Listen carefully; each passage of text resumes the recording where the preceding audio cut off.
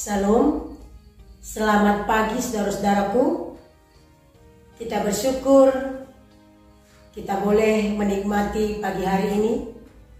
Dan saya berharap saudara-saudari dalam keadaan sehat dan tetap semangat untuk memulai hari ini. Oleh karena itu, sebelum memulai aktivitas kita, saya mengajak saudara-saudari untuk mendengarkan firman Tuhan. Sebelumnya, kita bersatu di dalam doa. Kasih karunia Allah Bapa dan anaknya Tuhan Yesus Kristus dan Roh Kudus menyertai kita sekalian. Amin. Saudara-saudari yang dikasihi oleh Tuhan Yesus Kristus, firman Tuhan buat kita pagi hari ini tertulis dalam kitab 2 Petrus pasal yang pertama ayat yang kelima. Demikian bunyinya. Justru karena itu kamu harus dengan sungguh-sungguh berubah untuk menambahkan kepadamu imanmu, kebajikan, dan kepada kebajikan pengetahuan. Demikian pembacaan firman Tuhan. Saudaraku, firman Tuhan pagi hari ini mengingatkan kita supaya kita berusaha membangun iman dengan sungguh-sungguh. Saudara, hidup manusia dalam hubungan dengan Tuhan tidak cukup hanya mengandalkan iman. Sekalipun iman adalah dasar dari segala sesuatu yang diharapkan dan bukti dari segala sesuatu yang tidak kita lihat, sebagaimana menurut Ibrani pasal 11 ayat 1 itu. Tetapi bagi Tuhan, iman saja belum cukup. Diperlukan juga kebajikan sebagai penopang iman itu. Sehingga iman itu menjadi sempurna dan hidup kita diberkati oleh Tuhan. Saudara, semua kita ingin menjadi orang yang diberkati, itu pasti. Tapi melalui firman Tuhan pagi hari ini, Petrus mengingatkan, iman yang disertai dengan perbuatan yang sungguh-sungguh itulah yang diberkati oleh Tuhan. Oleh karena itu, firman ini mengajak kita untuk melakukan hal yang terbaik dalam kehidupan kita.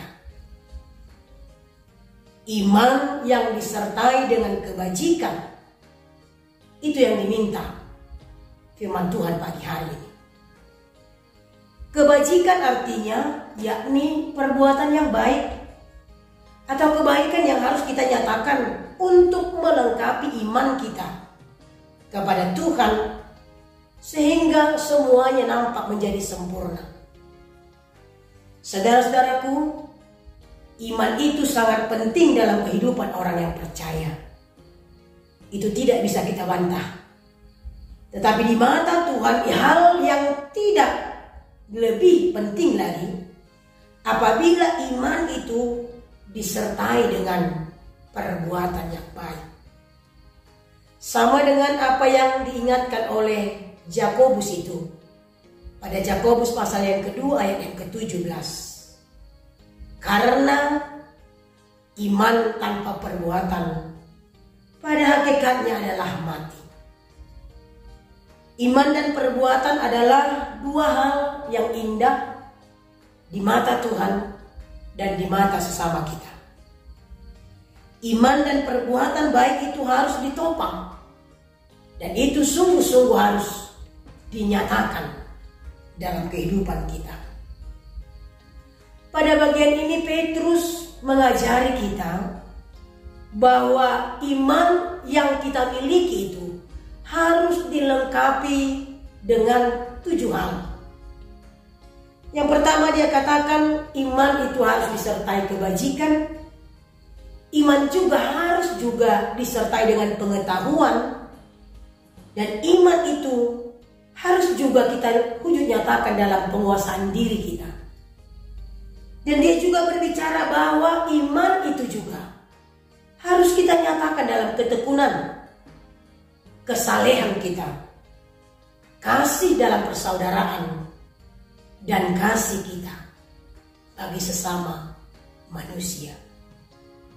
Inilah yang diminta oleh Petrus dalam firman Tuhan pagi hari ini, bahwa kita berusaha dengan sungguh-sungguh menampakkan iman kita melalui kebajikan, perbuatan yang baik itu, yang kita nyatakan secara khusus dalam kehidupan ini, mewujudkan persaudaraan yang erat bagi sesama dan mewujudkan kasih bagi sesama kita di tengah-tengah dunia ini. Saudaraku, sebagai orang Kristen yang bertumbuh, kita harus memiliki semangat untuk terus-menerus dan lebih baik lagi untuk melakukan perbuatan yang baik sebagai wujud dari iman percaya kita kepada Tuhan Yesus. Mungkin kita sudah lama menjadi orang Kristen, dan sebagai orang Kristen yang sudah lama mendengarkan firman Tuhan itu bukan menjadi ukuran bahwa kita sudah dewasa dalam kehidupan rohani kita.